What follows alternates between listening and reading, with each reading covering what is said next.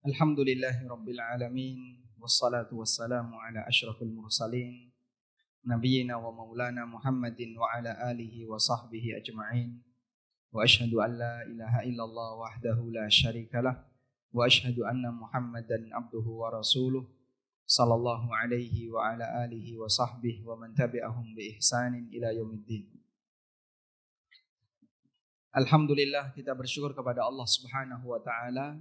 Di kesempatan pagi ini waktu duha kita bisa belajar bersama. Semoga Allah jadikan forum kita forum yang mendatangkan kebaikan. Kita pulang dengan membawa rahmat. Kita pulang dengan membawa ilmu yang bermanfaat insyaallah. Dan tidak lupa kami mengucapkan jazakumullah khairan. Terima kasih banyak kepada DKM Masjid Bayangkara dan segenap takmir yang telah memberikan fasilitas bagi kita bersama untuk belajar di kesempatan pagi hari ini. Tadi Bapak Ketua Takmir menyampaikan sebuah muqaddimah yang penting sekali untuk kita ingat, bahwa bisnis online menjadi salah satu di antara alternatif berbisnis yang lebih dominan. Memang kalau kita perhatikan, Masya Allah, hampir semuanya dijual online. Sampai getuk aja dijual online, Pak. Sehingga barang-barang yang mungkin kita nggak terpikir itu akan ditransaksikan online, mulai sekarang semuanya dijual online. Ada orang yang jualan endok, Pak, dijual online. Pernah ketemu, Pak? Getuk goreng dijual online nggak? Masuk ya? Masya Allah. Karena pasar online ini menjangkau semuanya. Dan Nabi SAW pernah menyebutkan berkaitan dengan tanda hari kiamat. Beliau SAW salah satu di antara tanda hari kiamat adalah watataqaraba al-aswaq. Pasar itu menjadi berdekatan.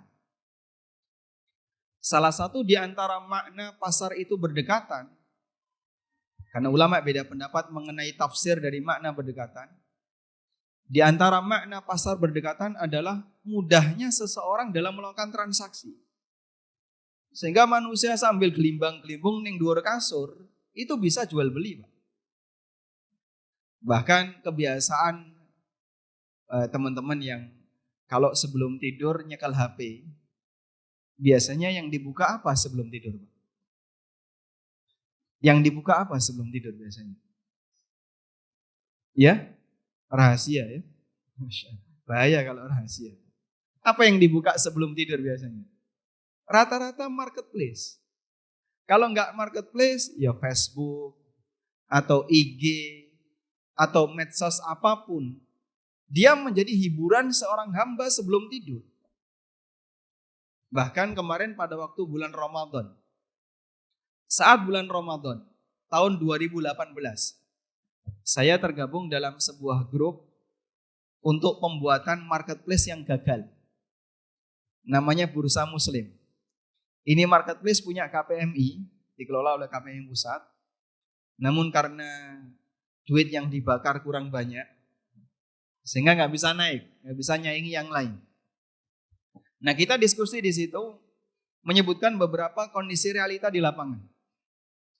Salah satu di antara kondisi real yang terjadi pada saat Ramadan 2018. Jumlah pengunjung di Shopee saja, Shopee ya. Jumlah pengunjung di Shopee, masih banyak marketplace yang lain. Ini baru Shopee saja. Itu jumlahnya 465 juta satu bulan. Kunjungan. Tapi pengunjung kan belum tentu belanja ya. Ada orang jalan-jalan ke mall, dari 100 orang yang jalan-jalan, yang belanja berapa, Pak? 2. Yang lain ngapain? Cuman keliling lihat-lihat. Sebab orang itu punya kecenderungan senang lihat barang.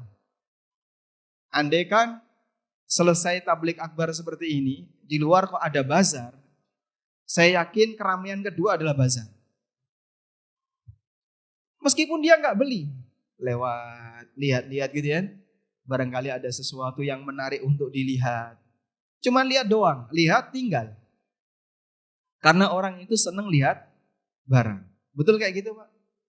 Coba bapak-bapak cek itu, istrinya buka HP apa itu? Rata-rata cuma scroll lihat barang. Cari ke bawah, barangkali ada perabotan yang menarik, cuman lihat aja. Makanya dari 465 juta pengunjung itu, kenapa kok banyak orang ketika bulan Ramadan capek tadarus yang dibuka marketplace? Masya Allah. Sehingga hiburan orang di zaman sekarang adalah lihat barang di marketplace.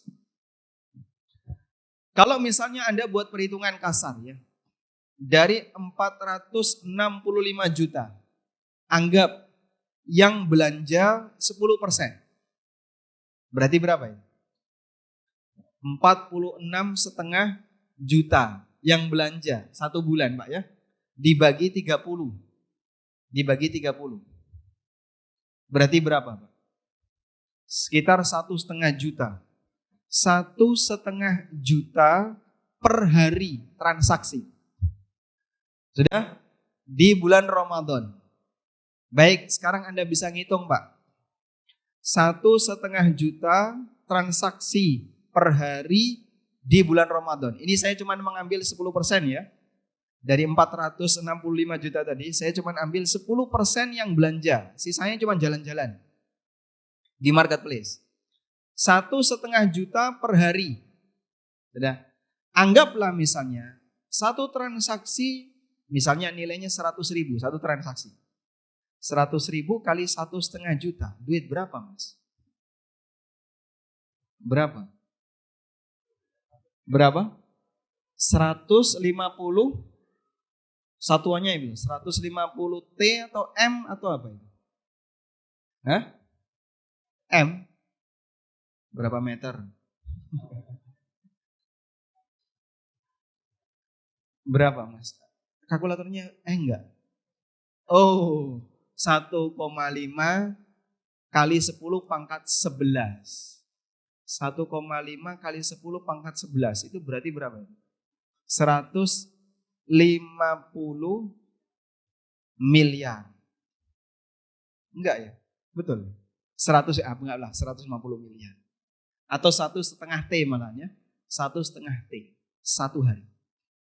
Satu hari 1,5 T di bulan Ramadan. Saat bulan Ramadan Pak, yang lebih banyak belanja itu orang yang agamanya apa Pak? Konghucu, Hindu, Buddha, atau apa?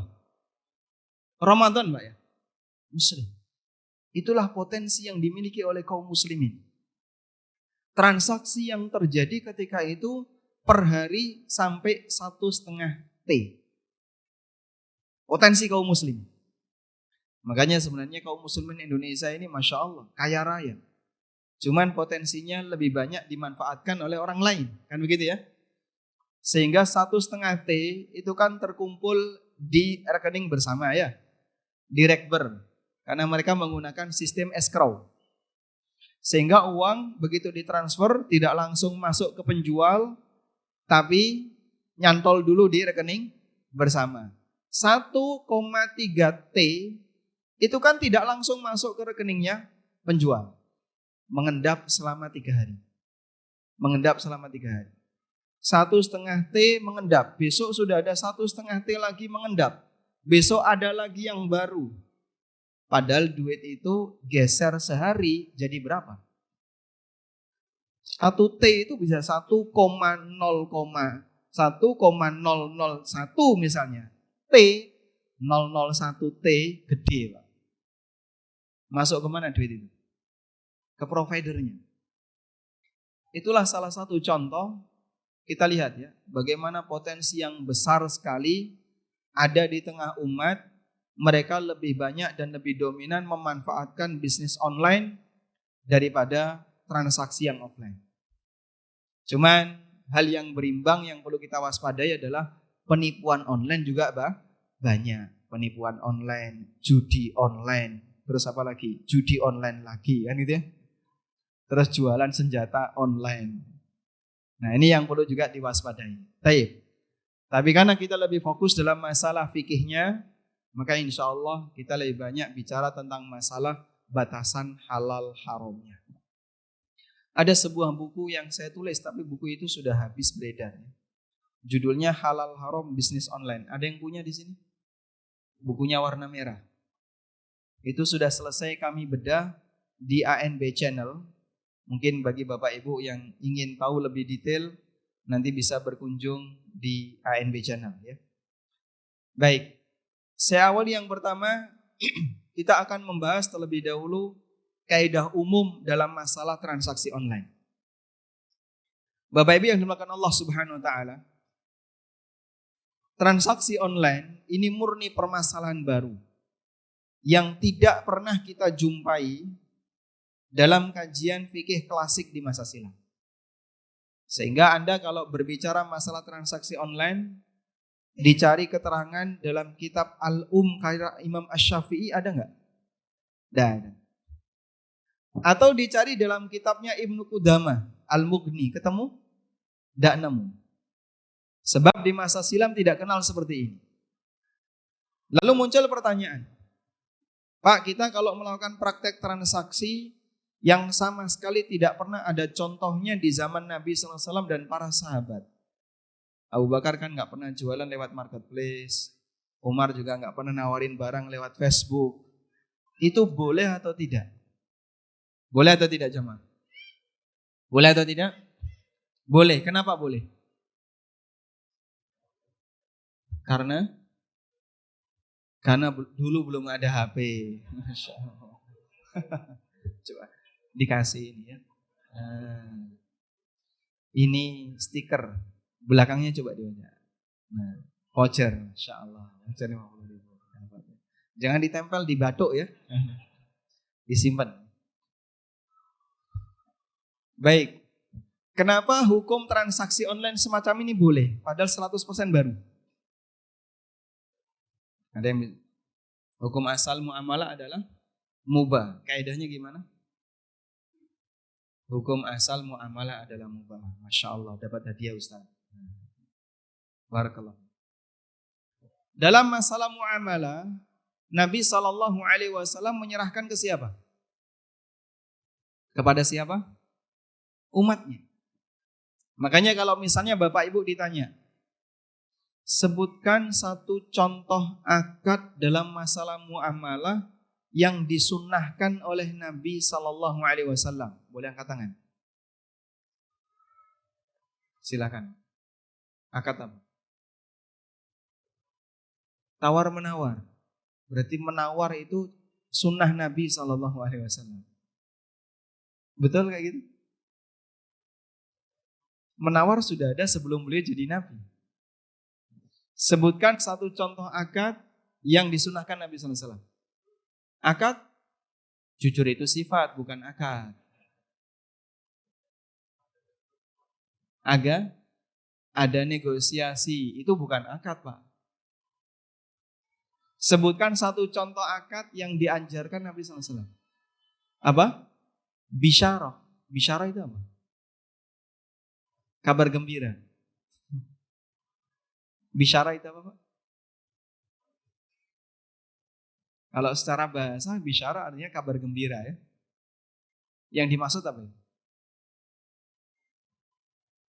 Memberikan kesepakatan dalam jual beli. Ini bukan akad. Akad itu seperti ini ya. Salam itu akad. Istisna itu akad.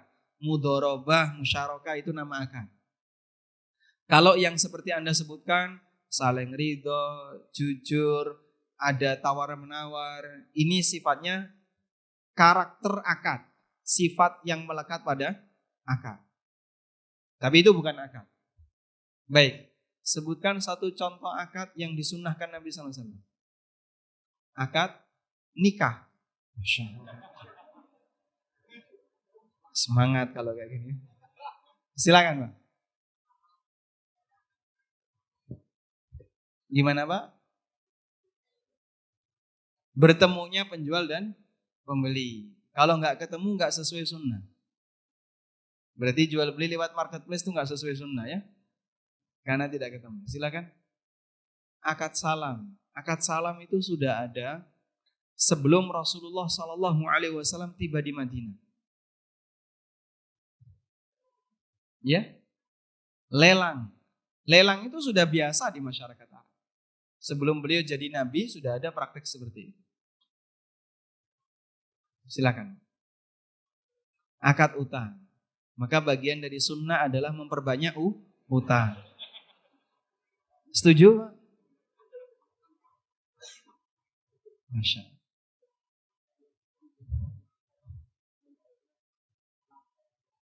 Membeli barang dengan cara dibayar setelah barangnya laku. Namanya akad apa ini?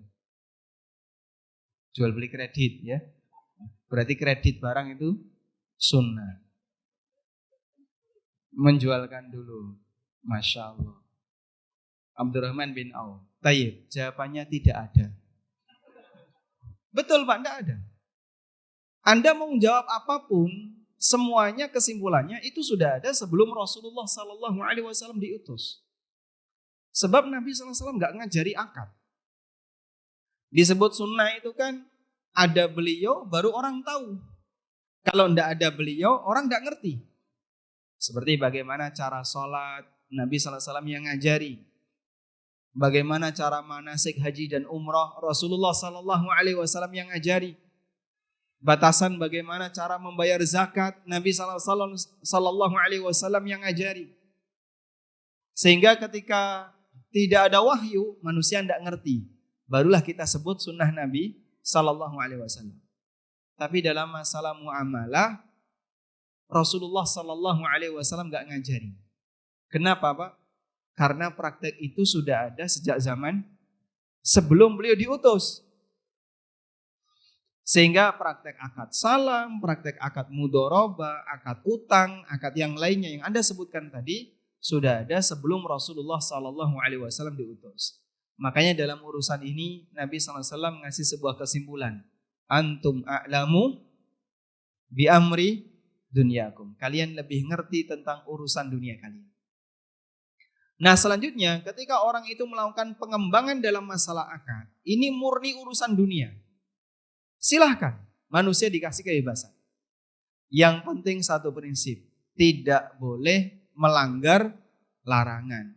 Sehingga jadilah sebuah kaidah hukum asal dalam praktek akad jual beli apapun adalah boleh dan mubah kecuali yang dilarang oleh syariat. Selama tidak dilarang. Mafhum insyaallah? Baik. Maka ada perubahan apapun yang terjadi di zaman kita, silahkan. Yang penting tidak dilarang. Nah sekarang batasan yang penting untuk diperhatikan terkait jual beli online apa Pak? Karakter yang paling menonjol dalam transaksi online itu apa? Karakter transaksi online yang paling menonjol itu apa? Tidak ada pertemuan antara penjual dan pembeli, betul ya? Tidak terjadinya pertemuan antara penjual dan pembeli sehingga barang tidak ada di majelis akad. Begitu kan? Maka semuanya akan mengalami penundaan, terutama barangnya, sebab barang tidak ada di majelis akad. Itulah karakter yang paling utama dalam transaksi online. Maka berdasarkan karakter ini, sebutkan barang yang tidak bisa ditransaksikan secara online. Emas. Kenapa? Emas harus saling bertemu. Baik, alasan yang lain. Karena emas bukan barang jual beli. Bukan barangnya tapi alat bayarnya. Karena emas barang ribawi. Udah dijawab. Ini ada banyak hadiah. Insya Allah. Emas harus dilakukan secara tunai dan satu waktu. Dapat hadiah ya.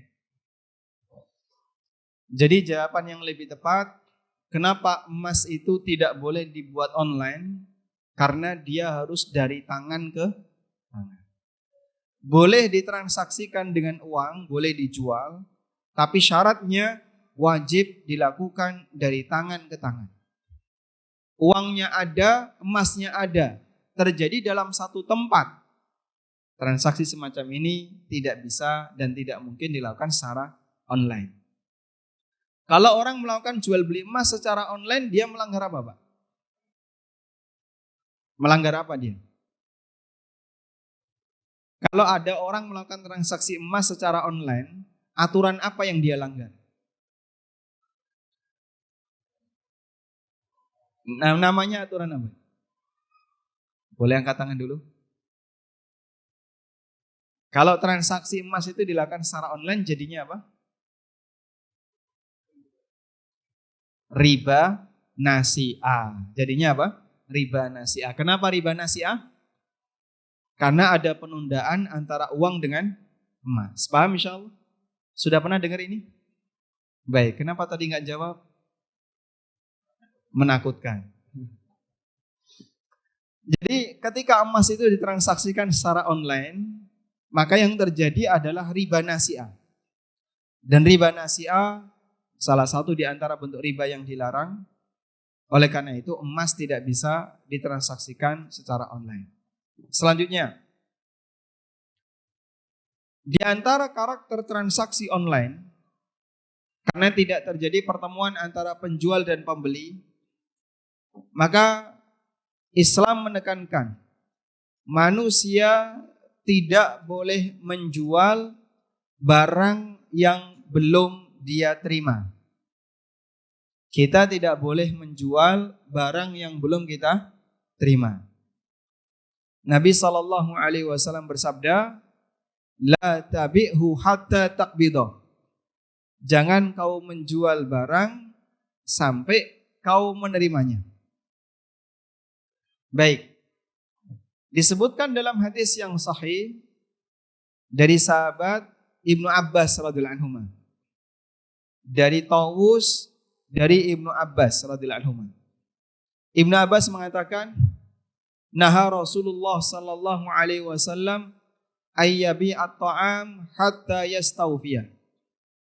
Nabi sallallahu alaihi wasallam melarang seseorang melakukan jual beli makanan sampai diterima terlebih dahulu. Jadi prakteknya kayak gini. Anda beli ikan dari Cilacap. Lalu ditransfer secara online. Ditransfer uangnya. Berarti Anda sudah akad atau belum? Sudah akad atau belum? Sudah. Sejak kapan sudah akad? Sejak Anda membelinya. Lalu uang Anda transfer.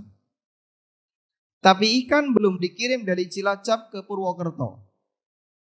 Boleh nggak Anda yang berada di Purwokerto menjualnya ke Jakarta? Boleh atau tidak? Tidak boleh. Tunggu sampai apa? Tunggu sampai apa? Diterima dulu baru boleh dijual ke yang lain. Paham di sini insyaallah? Baik. Maka Tawus bertanya kepada Ibnu Abbas, "Kaifa dzaka?" Kenapa kau itu tidak boleh? Jawab Ibnu Abbas radhiyallahu anhu, "Dzaka darahim bidarahim wa ta'amu murja." Karena hakikatnya adalah duit ditukar dengan duit, sementara makanannya tidak ada. Sehingga kalau dalam kasus tadi, Anda di Purwokerto, misalnya Paijo di Purwokerto, dia membeli ikan dari Cilacap, beli di Paimin, bayar tunai, transfer. Sudah? Tapi Paijo belum menerima ikan itu. Dia transfer senilai 10 juta. Lalu Paijo menjual ikan itu ke Jakarta dengan harga 12 juta. Oke, deal, ketemu Budi. Budi transfer 12 juta ke Paijo. Sudah? Ibnu Abbas radhiyallahu anhu mengatakan, hakikatnya ini duit ditukar dengan duit. Kok bisa, Pak? Coba Anda zoom Paijo. Ayo Paijo di zoom ya. Posisi Paijo yang terjadi adalah keluar 10 juta, masuk 12 juta. Sehingga hakikatnya yang terjadi apa? Duit ditukar dengan duit. Dan praktek seperti ini tidak diperbolehkan dalam syariat kita. Karena tukar uang dengan uang syaratnya apa? Wajib tunai dan sama. Padahal ini keluar 10 juta hari kemarin, masuk 12 juta hari ini. Tidak sama dan tidak tunai. Praktek ini dilarang oleh Rasulullah SAW. Maka agar tidak terjadi praktek seperti ini, begitu Paijo beli ikan di Cilacap, ikan harus dikirim dulu sampai diterima oleh Paijo. Sudah? Setelah diterima oleh Paijo, silahkan Paijo bisa menjual ke orang lain. Pergerakan uang itu diiringi dengan pergerakan barang. Jangan sampai uang bergerak 2 kali, barangnya bergerak sekali. Kalau seperti ini yang terjadi, hakikatnya adalah tukar menukar uang dengan uang.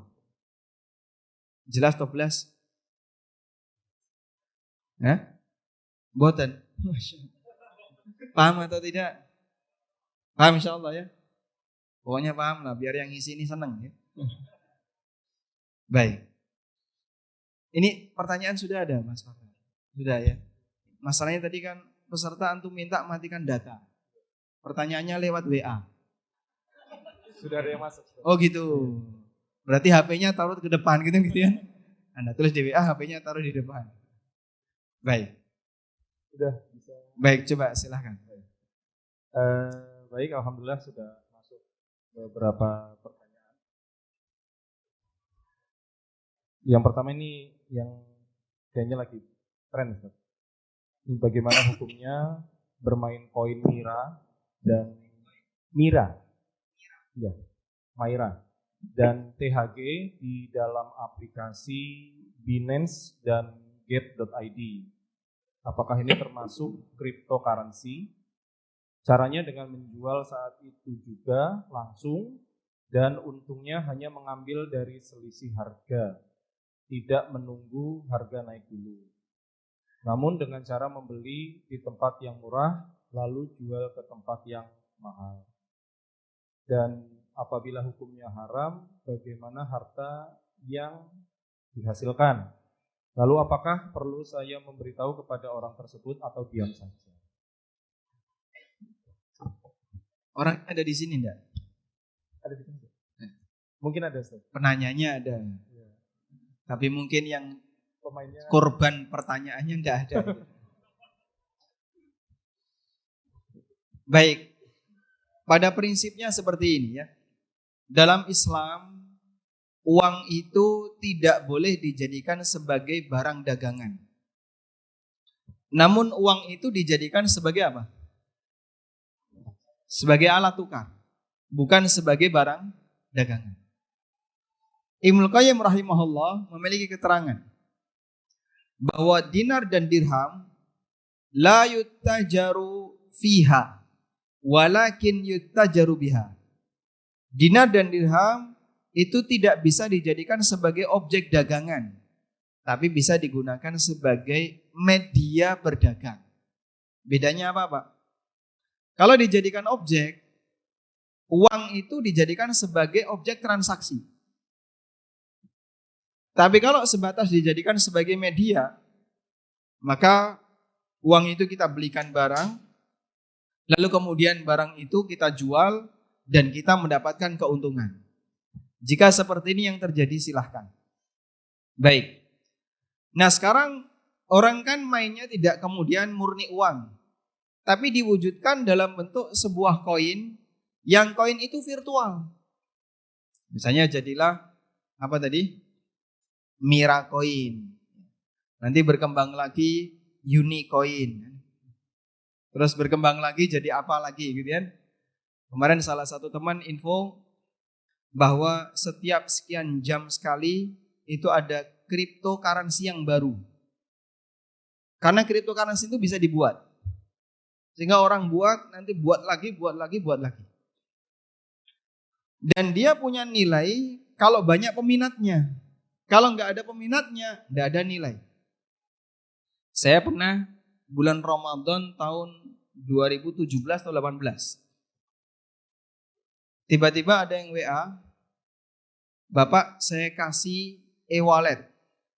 Ini akun e-walletnya, ini akun Bapak, passwordnya nanti ini, silahkan segera diganti.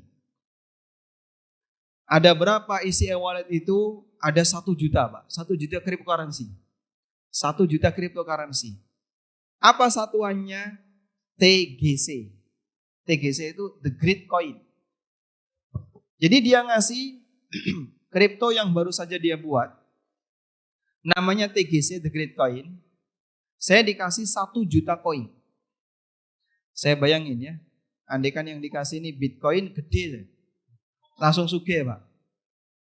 Tapi karena yang dikasihkan itu TGC, The Great Coin, lalu saya konversi The Great Coin sekarang berapa? Dari 1 juta itu sama dengan 0,00000 semua. Berarti masih apa? Kosong nilai. Kalau masih 0 nilai, demand-nya masih kecil atau tidak ada. Ketika demand belum ada, koin ini nggak berarti, tidak berlaku. Maka dia naik ketika yang merasa butuh banyak. Dan dia hilang nilai ketika orang sudah tidak merasa butuh. Ini yang menyebabkan kenapa transaksi di sini sifatnya sangat fluktuatif. Nilai volatilitasnya sangat tinggi. Hanya geser sedetik sudah berubah.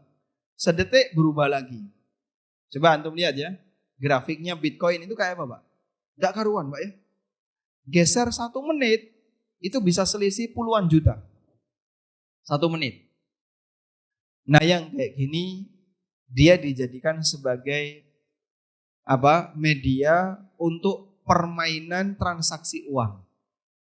Sehingga dia belanja di tempat yang murah, keluar rupiah, lalu dia jual ke tempat yang mahal. Dari mana dia bisa mempertahankan kalau akan selalu ada tempat yang mahal? Tidak tahu dia. Bisa jadi saat dia beli ini murah. Ternyata begitu disimpan sebentar lebih murah lagi. Dan banyak uang kaum muslimin yang hilang gara-gara permainan semacam ini. Maka lebih tepat praktek seperti ini masuk dalam kategori mukhatarah. Untung-untungan dalam masalah transaksi uang. Duit ditukar dengan duit, tapi yang jadi jaminan apa? Sebuah koin yang itu grafiknya nggak karuan. Saya pernah menyebut ini sebagai judi dan dikritik oleh banyak asatidzah. Tidak setuju kalau itu disebut judi. Terserah, meskipun kami menghargai perbedaan pendapat ini ya. Silahkan disampaikan kalau itu bukan judi. Meskipun kita semua sepakat, para asatidzah yang nggak setuju dengan koin seperti ini sepakat. Di situ prakteknya adalah gharar. Tapi apakah sampai pada tingkatan judi? Memang ada sebagian yang dia tidak sepakat kalau disebut sebagai judi. Namun yang jelas ghararnya besar. Orang bermodal 10 juta bisa dapat 12 juta, bisa juga turun jadi 9 juta.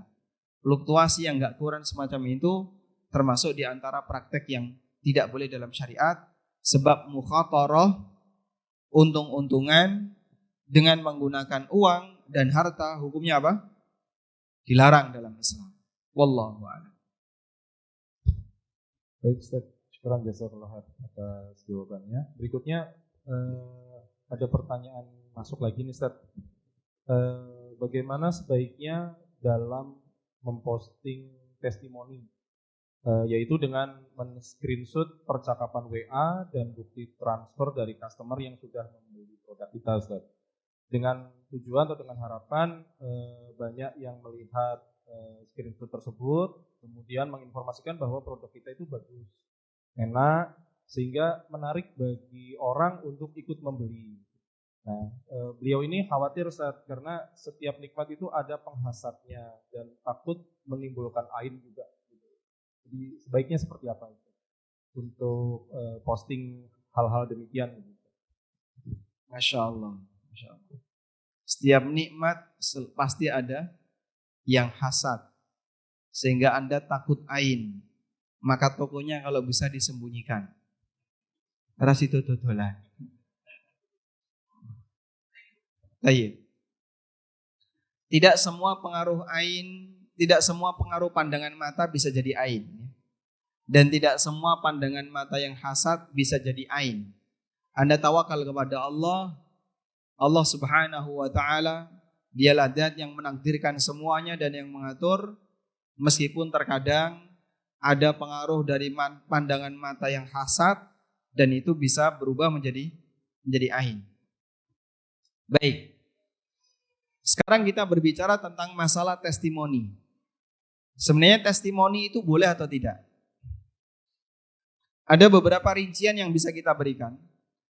Yang pertama adalah testimoni untuk produk berupa obat-obatan. Kami menyarankan agar tidak dilakukan. Kenapa, Pak? Karena obat itu belum tentu cocok bagi A, nanti akan cocok bagi B, kan begitu ya? Sehingga misalnya, si A mengkonsumsi obat yang Anda jual. Setelah mengkonsumsi obat, Masya Allah ya, makin cakep, makin kaya, makin banyak utang. Misalnya. Lalu dia buat testimoni, setelah saya minum obat Bapak, kesehatan saya seperti ini. Bisa jadi cocok bagi A, apakah obat semacam ini juga cocok bagi B? Tunggu dulu Pak. Masing-masing kondisi fisik orang berbeda. Kecuali ketika dia punya manfaat yang sifatnya luas. Dan memang fungsinya seperti itu.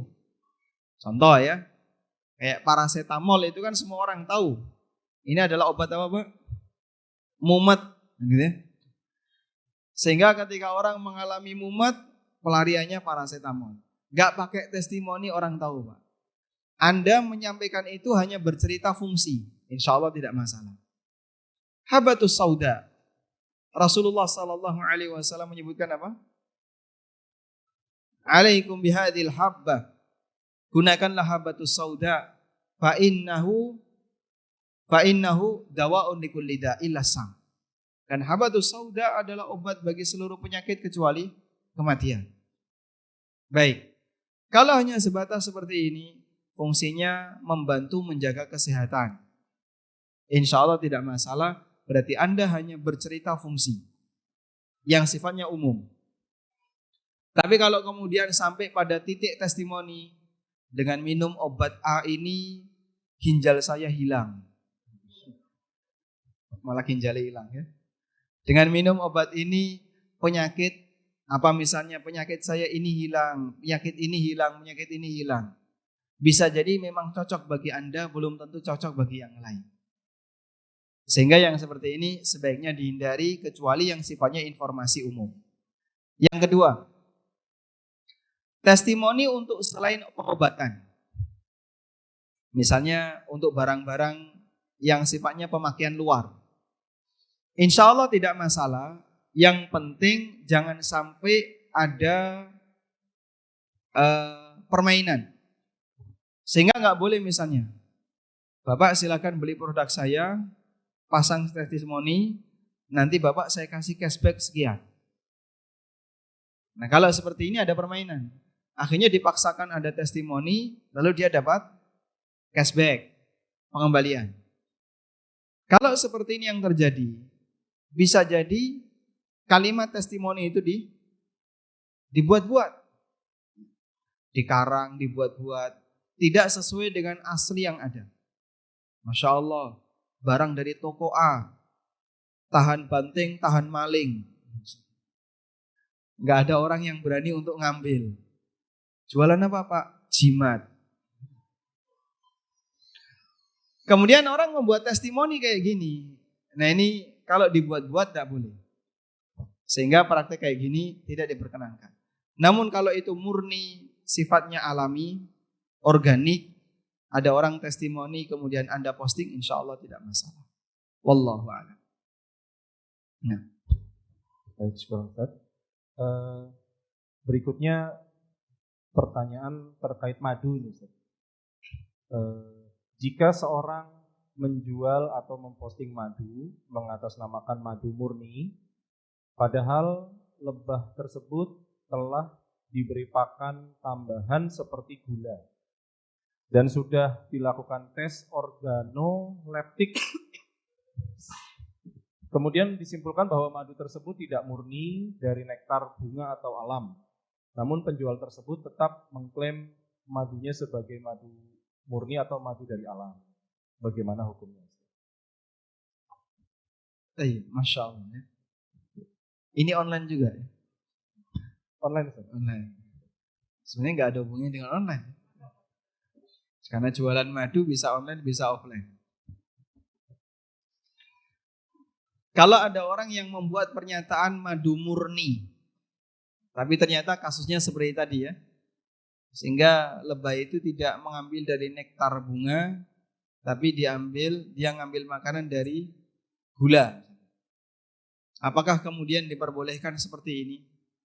Atau ada orang yang misalnya punya kurma, ya, kurmanya kemudian diencerin, ditaruh di dekat lebah. Nanti madunya sesuai dengan rasa kurma. Anda kalau hidangkan ke lebah itu kurma sukari, nanti madunya jadi madu sukari. Kalau kurmanya kurma ajwa, nanti madunya jadi madu ajwa. Baik. Apakah seperti ini bisa disebut sebagai madu murni? Sekarang sebenarnya Pak, pengertian madu itu apa Pak? Pengertian madu itu apa? Yang punya madu boleh jawab.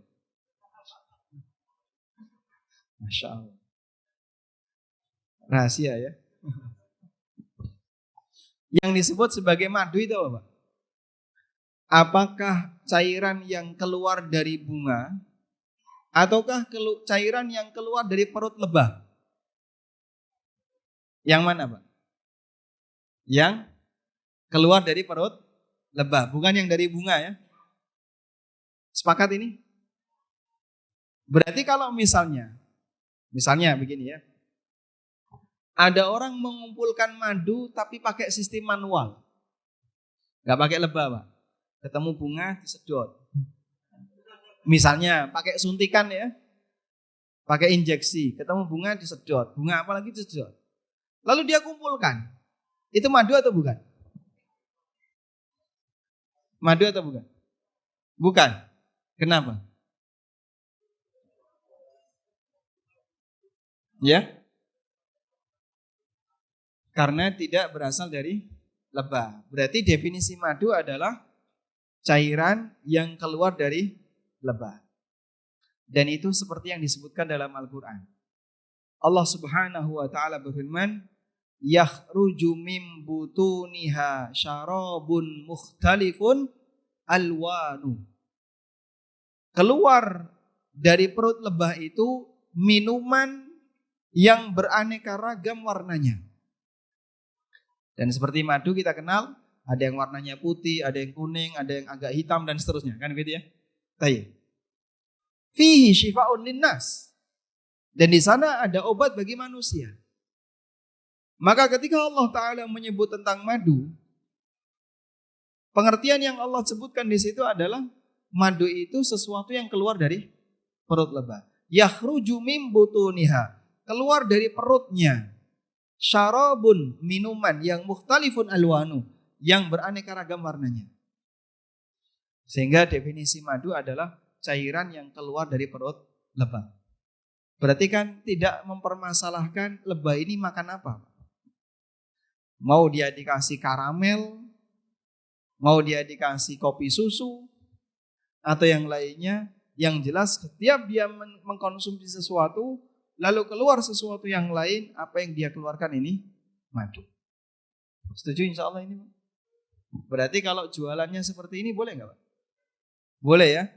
Ya meskipun Anda sah-sah saja misalnya kok tidak mau beli. Saya pinginnya Mas madu dari nektar. Bukan madu lebah ternak. Meskipun di zaman sekarang madu lebah itu rata-rata ternak. Dan orang menyajikan kepada lebah itu makanan di dekat rumahnya. Dan kadang makanannya madu.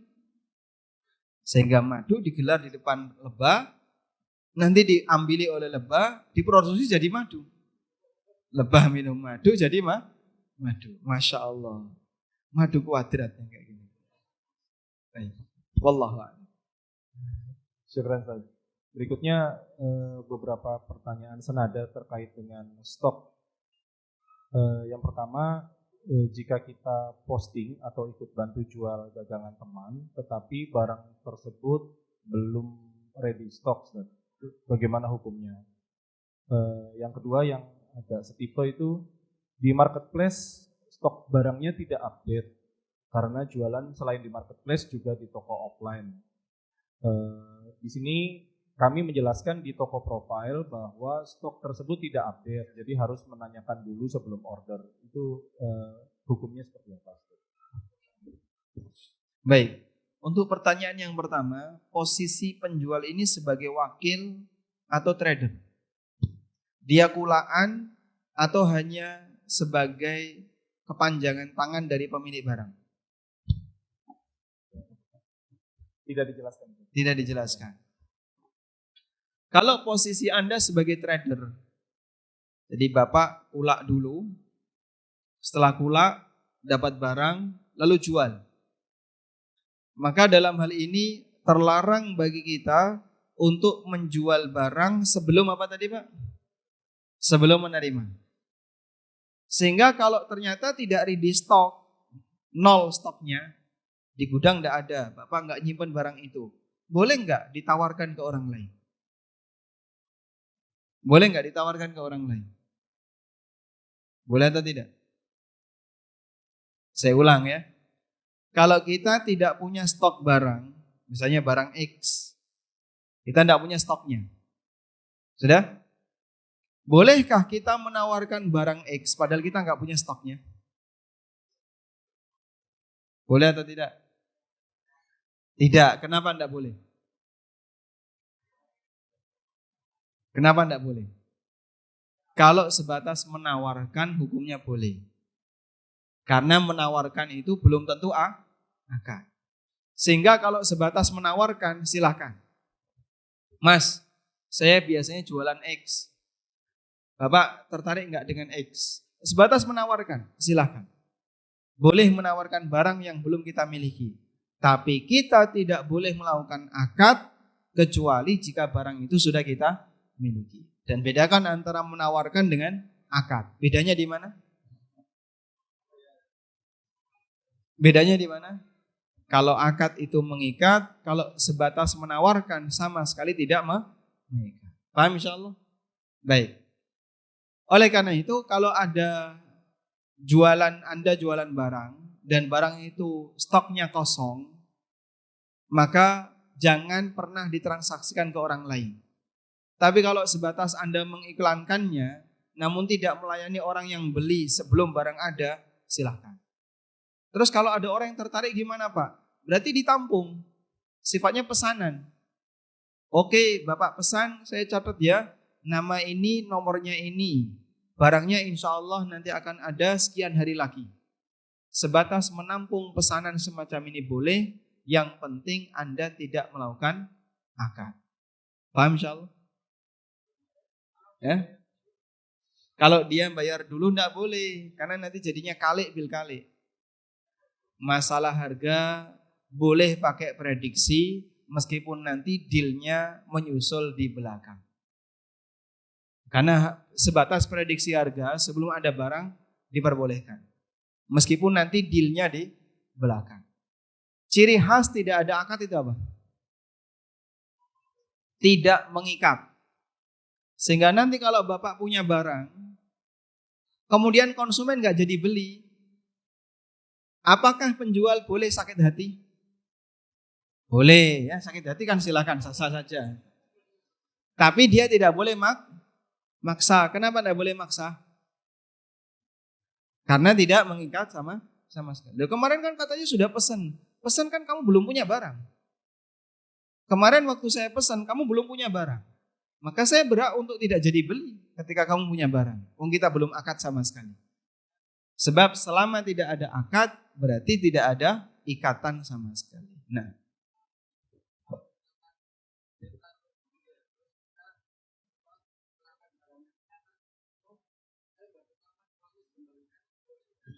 dia transfer tunai atau tidak? Tunai atau tidak? Tunai ya. Baik. Kalau contohnya transfer tunai dulu boleh nggak? Ini Mas Abu Farsa jualan baju misalnya. Saya yang ada di Jogja transfer dulu ke beliau. Ini Mas, saya transfer tunai. Sudah? Maka dalam hal ini ada dua keadaan. Apabila kita sudah akad, berarti transaksi kita namanya apa? Namanya jual beli apa ini? Jual beli salam. Masya Allah. Sudah dapat hadiah belum? Oh, belum. Apa definisi jual beli salam? Akad jual beli pembayaran tunai di depan, barang menyusul di belakang. Paham di sini? Baik. Transaksi apa yang namanya? Transaksi apa, Mas? Salam. Betul ya. Jual beli salam. Yang kedua, apabila saya dengan beliau belum ada akad dan uang ini dipahami sebagai deposit. Deposit dulu, Mas ya. Baik, saya deposit 5 juta. Maka status uang ini sifatnya adalah uang titipan, wadiah. Sehingga nanti di belakang kalau Abu Farsa sudah menyediakan barang dan saya nggak jadi beli, saya berhak untuk narik 5 juta utuh tanpa ada potongan. Sebab statusnya tadi sifatnya apa? Sifatnya apa? Wadiah, titipan ya. Nah, model deposit seperti itu, ketika penjual belum punya barang, status uang depositnya adalah wadiah. Sifatnya hanya titipan. Jelas atau belas? Belas? Jelas, alhamdulillah. Baik. Dibuat santai Pak ya. Karena biasanya kajian itu penuh dengan ketenangan. Suasananya adem, ayem, merem. Ini yang di belakang banyak yang merem. Diapakan? Dikasih pertanyaan. Dikasih pertanyaan. Baik. Tolong yang merem angkat tangan. Silakan. Ya baik. Untuk selanjutnya ada pertanyaan terkait dengan metode pembayaran, Ustaz. Jadi ada jamaah yang memiliki sebuah toko, di mana di toko tersebut sudah menggunakan metode pembayaran selain tunai, dia non tunai dengan menggunakan mesin EDC, Ustaz. Di mesin EDC ini yang bersangkutan hanya membatasi penggunaan untuk gesek kartu debit. Namun sering kecolongan kartu kredit, Ustaz. Itu bagaimana hukumnya? Kemudian yang kedua, yang bersangkutan menanyakan karena ada penawaran dari pihak perbankan untuk memasang barcode QRIS itu, Ustaz. Nah, si jamaah ini menanyakan bahwa QRIS itu kan bisa digunakan untuk bank dan non-bank seperti ShopeePay, GoPay, OVO, dan seterusnya. Dan memang sebagaimana diketahui ada khawatir ikut tolong-menolong dalam kebatilannya GoPay katanya gitu. Jadi kan ada yang takut terjatuh ke hukum ribawi ketika memasang QRIS tersebut. Jadi jatuh ke tolong-menolong dalam kebatilan gitu. Nah, sebaiknya seperti apa, Ustaz? Terkait dengan tadi yang kecolongan udah dibatasi, tapi kecolongan gesek kartu kredit sama memasang QRIS-nya tadi. Baik. Ada satu hal yang penting untuk dilakukan dalam praktek muamalah ya. Dan sebenarnya ini berlaku di praktek muamalah apapun. Apabila dalam layanan yang kita berikan berpotensi untuk digunakan dengan cara penyimpang. Berpotensi digunakan dengan cara yang menyimpang oleh sebagian orang. Disclaimer itu pernyataan bahwa kita bariun minhu. Bahwa kita berlepas tangan darinya. Sehingga kalau posisi Bapak tidak ingin dianggap sebagai orang yang terlibat dalam kesalahan itu, Anda bisa buat disclaimer. Maka di depan tertulisi misalnya, kos-kosan eksklusif, hanya melayani jomblo saja. Misalnya ya. Karena Anda ingin menghindari, jangan sampai nanti ada pasangan yang dia bukan suami istri. Padahal ini kos-kosan eksklusif adanya di Batu Raden. Namanya tempat menginap, mepet dengan tempat wisata, identik dengan apa Pak? Gak karuan. Dan Anda tidak ingin ada seperti itu. Terus gimana Mas cara membatasinya? Kan gak semua orang tiba-tiba datang bawa kartu atau bawa buku nikah ya. Buku nikah dibawa kemana-mana gak? Dibawa kemana? Kemana-mana dibawa. Siaga terus berarti. Orang yang namanya buku nikah itu tidak mungkin dibawa kemana-mana. Karena ini termasuk administrasi penting. Paspor, buku nikah. Yang biasanya dibawa kemana-mana ya KTP, SIM itu ya. Sementara akta, KK, dan seterusnya itu disimpan di rumah. Lah kalau kemudian orang nginep terus diminta buku nikahnya mana? Ya rano sing nggowo. Ada salah satu teman saya, dia nginep di hotel syariah seperti ini. Pak, buku nikahnya mana? Saya sama anak banyak kok Pak. Anak ini sudah menjadi bukti kalau kita menikah Pak. Cilik-cilik banyak kan gitu. Tayyib. Sehingga kalau contohnya seperti ini misalnya ya. Anda pasang disclaimer. Kami tidak melayani penginapan untuk pasangan yang bukan suami istri. Kok ternyata kecolongan sing nanggung dosa sinten? Pelaku sing nyolong. Yang nanggung dosa adalah pelakunya. Anda tidak bersalah sebab Anda sudah menyatakan disclaimer, saya bariun, saya berlepas diri dari praktek ini. Hal yang sama ketika Bapak menyediakan sebuah mesin edisi untuk media pembayaran. Saya tidak menghendaki ada konsumen yang menggunakan kartu kredit dalam menggunakan mesin ini. Pasang disclaimer di depan. Kami tidak melayani pembayaran pakai kartu kredit. Kami hanya melayani pakai kartu debit misalnya. Kalau ternyata kecolongan, ada yang ngasih kartu kredit, petugasnya enggak tahu, gesek, keluar duit. Akun itu kan masuk ya. Rekening itu kan masuk kemudian ya. Angka itu langsung masuk ke rekening yang punya edisi. Pembayaran tertunaikan. Cuman masalahnya ngajari orang ini utang dengan cara yang enggak benar. Kalau seperti ini yang terjadi, selama Anda memasang disclaimer, maka yang nanggung dosa adalah yang nyolong. Posisi Bapak insya Allah bersih dari itu. Baik. Selanjutnya untuk posisi QRIS. QRIS bisa dipakai untuk bank dan bisa dipakai untuk non-bank. Dan sekarang metode pembayaran ini yang paling gampang. Karena orang sudah tidak lagi membutuhkan kartu. Dia cukup kemana-mana hanya dengan berbekal sebuah HP. Lama-kelamaan seluruh hidup kita ada di sini. Apapun data Bapak ada di sini, data keuangan ada di sini, data keluarga ada di sini, dan seterusnya. Ini HP Pak. Kalau pakai teknologi yang dikembangkan sekarang, ya, artificial teknologi. Sehingga bisa mengenali. Yang paling gampang sekarang kan mengenali minat. Anda sering buka apa, itulah sasaran iklan yang akan dituju. Sehingga betapa mudahnya rahasia seorang manusia bisa dilacak oleh orang lain. Sebab sebenarnya siapa sih bank data itu? Kita sendiri. Kita itu terlalu royal dalam memberikan data. Apapun yang kita punya, ditunjukkan di sini. Semua Anda masukkan di sini. Royalnya kita terhadap data, semua identitas pribadi kita ada di sini. Dan tentu saja yang namanya benda seperti ini tidak cuma terhubung antara Anda dengan benda ini. Ada banyak kaitannya Pak. Hubungannya bisa kemana-mana. Maka semakin banyak data yang Bapak masukkan, semakin banyak rahasia kita yang ada di dalamnya. Paham insya Allah ya?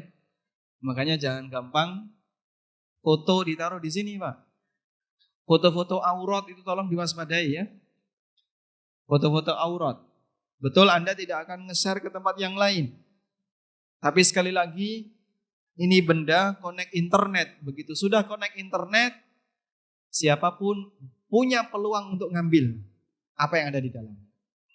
Baik, kembali ke sini. Sekarang kan orang jadi lebih praktis. Tinggal bawa ini, nggak bawa dompet bisa Pak. Pakai QRIS.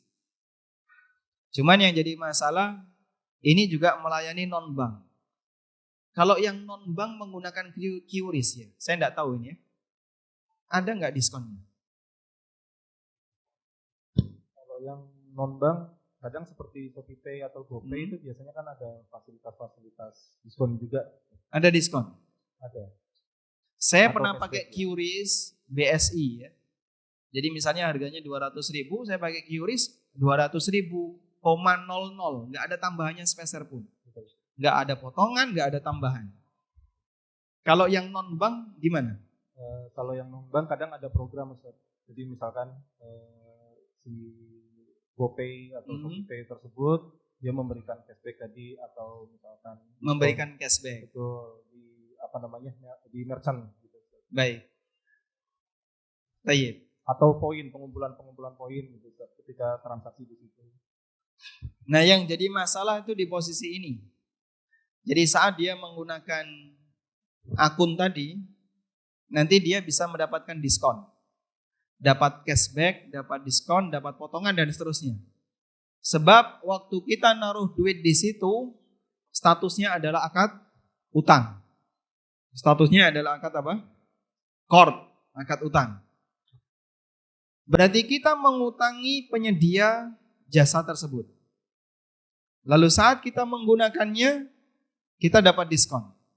Berarti diskon itu masuk dalam kategori kullu qardin jarra naf'an fahuwa riba. Semua utang yang menghasilkan manfaat, maka manfaat itu adalah riba.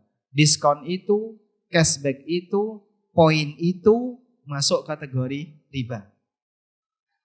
Terus toko kita gimana, Pak? Kalau pasang QRIS seperti ini, salah satu pengaruhnya ada kayak tadi. Maka berarti Anda perlu memilah. Sama seperti tadi, pasang disclaimer. Menyediakan QRIS, namun khusus untuk transaksi bank. Sehingga kalau dia mau bayar, saya punyanya ini, mohon maaf Pak, kami belum bisa melayani. Anda berhak untuk memberikan penolakan, tinggal dipilih saja yang bank boleh, yang non bank tidak diperbolehkan. Apabila ada diskon. Wallahu a'lam. Baik Ustaz. Berikutnya masih terkait dengan metode pembayaran Ustaz. Izin bertanya, misal kita ikut marketplace luar negeri dan harus ada PayPal, Ustaz. Bagaimana hukum pembuatan PayPal tersebut? Yang saya tahu untuk transaksi PayPal ini satuannya dolar ya.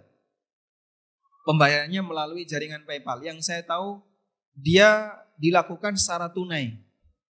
Namun yang tertunda adalah proses pengiriman. Sehingga insya Allah dalam posisi ini ketika Anda punya akun PayPal, konsumen Anda di luar negeri, dia bayarnya lewat PayPal. Sampai posisi ini tidak ada masalah. Sudah? Yang perlu dipertanyakan adalah proses withdraw. Saat Anda melakukan withdrawal, mau penarikan dari apa yang Anda miliki di PayPal. Misalnya, Anda punya senilai $1.000. Cara withdraw PayPal kan ada dua ya. Satu, dijual ke orang lain yang membutuhkan. Dan ini yang paling gampang. Sehingga misalnya Anda punya $1.000, ada orang yang butuh. Mas, saya butuh PayPal $1.000. Baik Pak, ini saya jual, harganya sekian juta. Bapak segera transfer, duit langsung saya kirim. PayPalnya langsung, akunnya saya kirim. Cara seperti ini insya Allah aman. Karena Anda melakukan transaksi secara tunai. Dari tangan ke tangan. Meskipun lewat online. Selama komunikasi nggak putus, lalu transaksi dilakukan transfer secara online, insya Allah Anda masih terhitung sebagai orang yang melakukan transaksi duit dengan duit dari tangan ke tangan. Tidak ada masalah. Cuman kalau nunggu orang yang butuh, belum tentu nemu. Cara yang paling gampang adalah withdraw lewat bank. Nah, informasi yang saya dapatkan begini. Di situ ada dua tahapan yang terjadi. Tahapan pertama, tahapan konversi. Tahapan yang kedua, pengiriman ke rekening bank tujuan. Tahapan pertama apa? Konversi dari dolar ke rupiah. Tahapan yang kedua, pengiriman dari bank penyedia konversi tadi ke rekening tujuan. Nah, informasi yang saya dapat, penundaan itu terjadi di proses pengiriman, bukan di proses konversi. Sehingga saat dilakukan konversi, bisa pada waktu yang sama, kemudian keluar nilai. Nilai yang akan Anda dapatkan dalam bentuk rupiah sekian juta. Dari sekian dolar PayPal. Sudah? Tapi baru sampai di rekening bank Bapak, sekian hari lagi. Nah, penundaan yang terjadi untuk proses pengiriman itu tidak mempengaruhi hukum transaksi SARF. Hukum transaksi tukar menukar uang dengan uang. Karena sebenarnya ini dilakukan secara tunai. Wallahu a'lam. Paham insyaallah ya? Ini saya tuh khawatir yang simbah-simbah ini bingung ya. Panganan opo itu Mas? Ono PayPal karo gedok goreng itu tonggo. Oh, empal. Dipikirnya empal. Makanya teman-teman kayaknya sudah mulai bosan bahas kayak gini. Sampai jam berapa gitu Mas? Jam 11. Ustaz. Masya Mungkin Allah. kita selingi dengan tanya jawab dulu Ustaz. Barangkali ada yang mengantuk mungkin dari Ustaz. Baik. Sekarang kita kuis dulu ya. Ya, Kita kuis dulu. Pertanyaannya.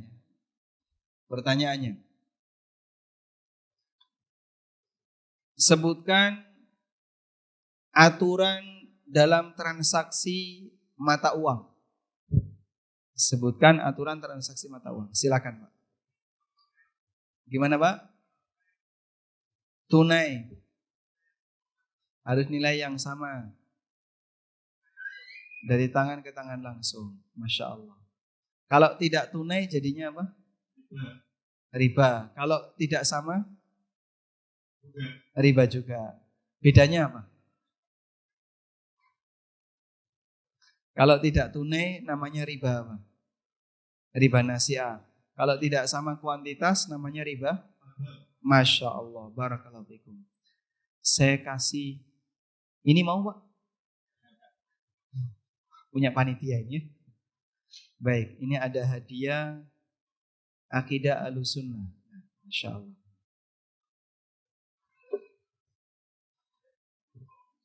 Dapat hadiah 2. Baik, selanjutnya. Baik, tanya jawab lagi atau masih kuis? Boleh? Ini masih ada beberapa voucher dari Ampiran dan Sahabat Wedding Service. Ya. Diskon 10% untuk apa ini? Mungkin kalau yang mau menikah. Kalau mau wedding. Mungkin, ya. Oh gitu. Ya. Yang punya rencana mau nikah, katakan. Yang punya rencana mau nikah. Yang jomblo kayaknya pasti punya rencana. Kapan-kapan. Boleh angkat tangan. Gimana? Pak Supri angkat tangan? Masya Allah. Pak Supri lagi gitu. Oh, Pak Supri lagi. Udah ada? Ini ada diskon 10% untuk wedding organizer. Baik, ini nanti kita hadiahkan ke panitia saja ya. Baik, Insya Allah. Berikutnya ada pertanyaan Ustaz. Bagaimana solusi untuk profesi teknisi komputer dengan adanya software Windows original yang mahal?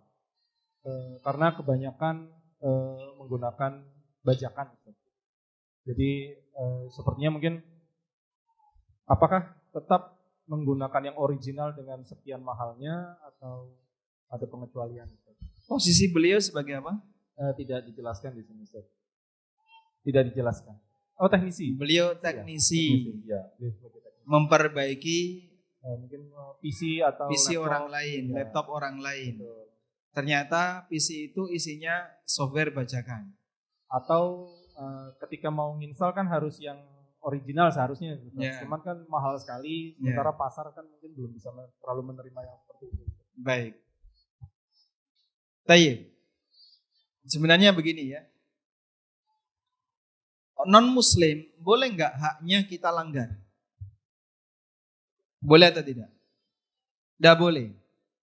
Karena setiap manusia tidak boleh diganggu. Baik hartanya maupun kehormatannya, apalagi darahnya.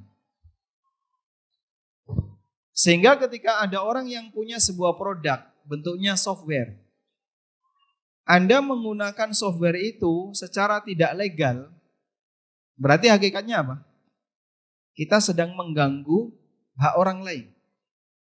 Karena software ini seharusnya berbayar, tapi Anda menggunakannya dengan cara yang tidak legal.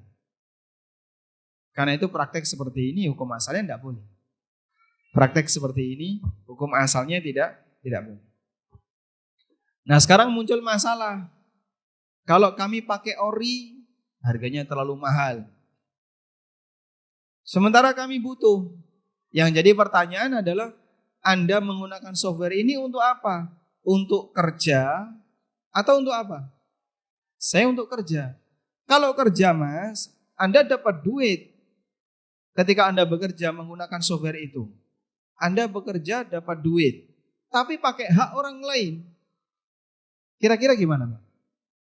Wani nyambut gawe, harusnya wani mau modal. Kalau emang untuk kerja, keluarkan modal. Beli software yang ori. Tapi mahal ya Pak. Ya kalau mahal ya gunakan yang tidak ori, tapi yang gratisan. Contohnya apa? Software-software yang gratis. Software-software yang gratisan ya. Yang freeware, yang open source. Anda bisa gunakan itu. Linux kan sekarang bisa jadikan pengganti karena dia open source. Dan ada beberapa office yang open source. Sehingga siapapun boleh pakai. Ya meskipun secara fitur tidak selengkap seperti yang berbayar. Masing-masing ada konsekuensinya. Jangan melanggar hak orang lain untuk kepentingan dan keuntungan pribadi kita. Sementara di saat yang sama justru kita merugikan orang lain. Gak fair namanya. Nyambut gawe, pakai motor orang lain, hasilnya dipakai sendiri. Anda nyambut gawe, menggunakan kendaraan orang lain, manfaatnya untuk kepentingan pribadi. Tidak boleh. Sehingga kalau seperti ini yang terjadi, ya Anda jangan gunakan yang bajakan. Baik, sekarang yang jadi pertanyaan. Terus bagaimana kalau misalnya posisi kita sebagai tukang servis? Kalau Anda hanya sebatas servis hardware, insya Allah tidak ada masalah. Tapi kalau Anda servis software, lalu Anda diminta untuk install bajakan, masuk dalam kategori ta'awun 'alal itsmi wal udwan. Tolong menolong dalam tindakan maksiat. Bapak harus siap untuk menolak. Saya tidak mau. Karena ini melanggar hak orang lain. Sehingga Bapak sampaikan, saya mau asal softwarenya ori. Kalau enggak ori, Anda tidak boleh untuk turut membantunya. Wallahu a'lam. Selanjutnya Ustaz, saya sebelumnya pernah mengikuti kajian Ustaz kami tentang AdMob atau Google AdSense di YouTube AMB. Nah kebetulan saya juga punya aplikasi yang di dalamnya terdapat ads yang sudah saya batasi. Di mana sumber konten aplikasinya pun insya Allah dari open source atau sumber yang free. Setiap bulan ada pemasukan dari iklan tersebut. Bagaimana Ustadz dengan nasib uang tersebut dari ads tadi? Bolehkah tetap kita ambil dan manfaatkan buat kebutuhan kita? Atau bagaimana memperlakukan uang tersebut? Jazakallah khair. Masya Allah. Ini problem baru ya. Berkaitan dengan AdMob atau Google AdSense. Yang masalah di mana Pak? Yang masalah di mana? Materi iklannya tidak karuan. Tayyib. Allah mengajarkan kepada kita, wala ta'awanu 'alal itsmi wal udwan. Jangan lakukan tolong-menolong dalam dosa dan maksiat. Sehingga kalau di situ ada iklan yang bermasalah, maka sebenarnya ini termasuk di antara praktek yang tidak diperbolehkan. Pendapatan iklan ini jadinya bermasalah. Intinya kan begitu. Insya Allah setiap muslim yang sudah belajar agama paham ini. Terus bagaimana Pak Ustadz kalau misalnya kita sudah melakukan pembatasan, kategorisasi. Dibuat kategorisasi. Produknya produk untuk usia lanjut. Dan yang kira-kira tidak mepet dengan wanita. Misalnya apa Pak? Sepeda motor. Terus apa lagi? Aki sepeda motor. Terus rodanya yang kira-kira bernuansa otomotif itu kan biasanya identik dengan laki-laki ya. Tapi kan sekarang enggak, Pak. Wong iklan aki saja gambarnya apa, Pak? Wong wedok. Iklan aki, Pak, gambarnya wong wedok. Gak nyambung. Nyetrum dari mana?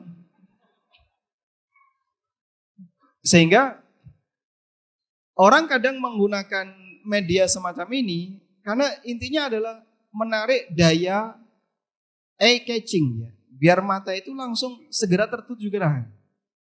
Punya keinginan untuk ngeklik. Makanya kemudian yang dipasang adalah gambar wanita. Tayyib. Terus bagaimana kalau seperti ini? Meskipun kita sudah melakukan kategorisasi, yang jadi masalah tampilan iklan di Google itu mengikuti kebiasaan pengguna HP. Sehingga kalau misalnya si A ketika main HP dia suka buka XYZ. Nanti iklannya yang sejenis dengan XYZ. Kalau si B suka membuka VWU, nanti iklannya sejenis dengan, dan begitu seterusnya. Meskipun sudah dilakukan kategorisasi, tapi ternyata dalam prakteknya iklan yang keluar sesuai dengan masing-masing individu pengguna. Dan itu yang tidak bisa dan tidak mungkin kita kendalikan. Kan tidak mungkin ya ada peringatan. Kasih peringatan ya dalam AdMob, AdSense atau iklan yang kita pasang di video. Bagi Anda yang suka membuka film yang nggak benar, nggak boleh ngeklik ini. Nggak bisa, Pak. Itu muncul dengan sendirinya. Tayyib. Oleh karena itu, memang pilihannya untuk saat ini adalah tidak masang iklan. Pilihannya untuk saat ini adalah tidak masang iklan. Bagaimana kalau sudah terlanjur, Pak? Anda punya aplikasi dan di aplikasi Anda itu sudah terpasang AdSense. Kalau sudah terlanjur, kami sarankan nilai yang Anda dapatkan nanti bisa disalurkan untuk kegiatan sosial keagamaan. Misalnya dipakai untuk nyumbang lembaga pendidikan atau yayasan-yayasan sosial agar tidak masuk ke kepentingan pribadi tapi dimiliki oleh orang lain atau dimiliki untuk kepentingan sosial. Sebab harta yang syubhat itu dalam Islam diapakan? Yang syubhat diapakan, Pak? Ditinggalkan. Rasulullah SAW meminta harta yang syubhat seharusnya apa? Ditinggalkan dan bukan dipertahankan. Wallahu a'lam. Syukran Ustaz, jazakallah. Di penghujung kajian Ustaz, sebelum nanti ada nasihat dari Ustaz, ini kita masih ada 3 buku lagi Ustaz. Barangkali kita gunakan untuk kuis Ustaz. Baik, ya. Masya Allah. Baik. Ini karena pesertanya kayaknya sudah pada resah. Pengen segera cepat meninggalkan masjid. Ada acara apa Pak setelah ini? Karnaval? Oh, mau nonton karnaval. Insya Allah nggak lama-lama kita ya. Sebentar lagi kita bubar insya Allah. Pertanyaan yang pertama. Sebutkan 10 nama sahabat yang kaya.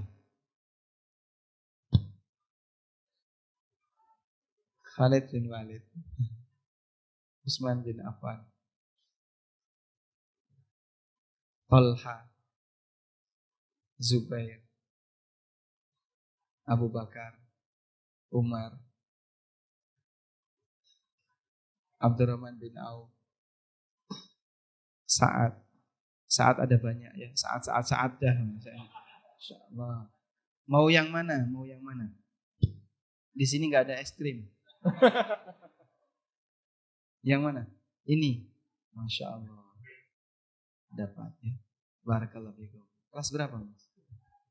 Kelas 5. Masya Allah. Namanya siapa tuh? Yusuf. Barakallahu. Sudah nikah belum?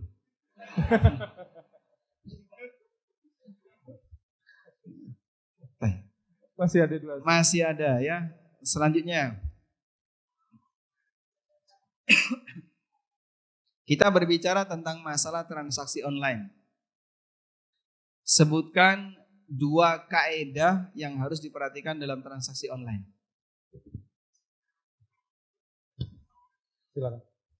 Silakan. Baik. 1.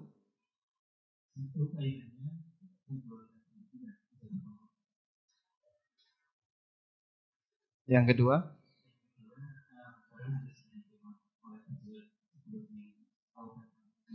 Baik.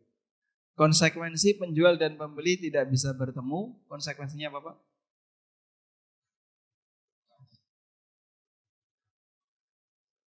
Tadi tidak boleh melakukan transaksi apa?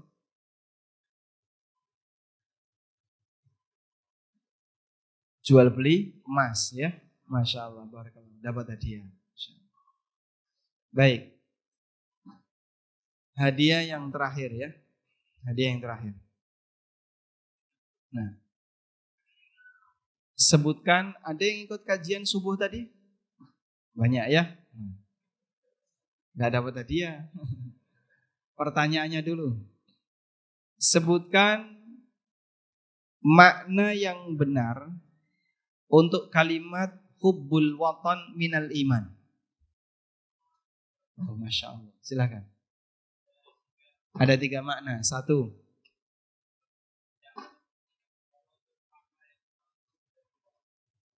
Makna yang pertama, kata al-watan di situ diartikan dengan apa? Surga. Kenapa? Tempat asal Nabi Adam pertama adalah surga. Yang kedua, kota Mekah. Kenapa?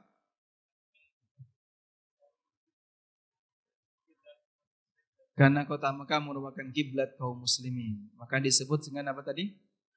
Ummul Qura. Yang ketiga, tempat negara kita. Dalam arti untuk nyambung silaturahmi, terus memberikan kebaikan bagi masyarakat. Masya Allah. Barakallahu fikum. Berarti hadiahnya 1 atau 2? Mau nikah? Oh, saya tambahkan ini. Istrinya ikut nggak, Mas? Oh. Yang kedua nggak ikut ya. Namanya siapa, Mas? Coba saya umumkan.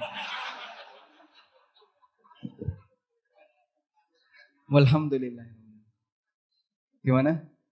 Oh gitu. Mau dikasih hadiah juga? Oh gitu. Hah? Oh, Masya Allah. Baik, cukup. Insya Allah cukup, Ustaz. Barangkali ada sedikit nasihat penutup, Ustaz, dari kajian kita hari ini di Halal Haram Bisnis Online. Masya Allah. Baik. Bapak Ibu yang kami hormati, kita punya semangat belajar fikih muamalah. Kami nasihatkan tujuan besarnya adalah agar kita bisa semakin hati-hati dalam bertransaksi, semakin hati-hati dalam bermuamalah.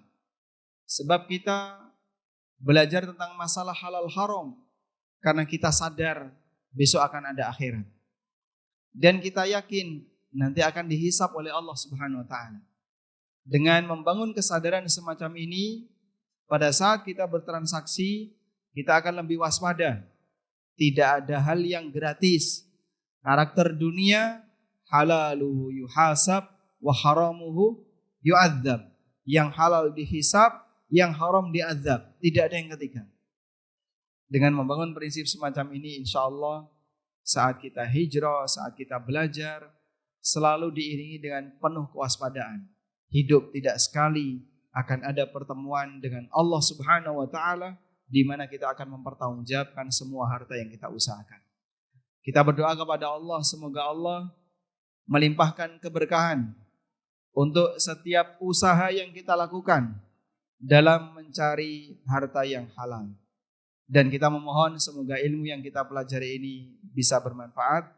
Allahumma anfa'na bima 'allamtana wa 'allimna ma yanfa'una warzuqna ilma. Wassallallahu ala nabiyyina Muhammadin wa ala alihi wa sahbihi wasallam. Wa akhiru da'wana anil hamdulillahi rabbil alamin. Wassalamualaikum warahmatullahi wabarakatuh.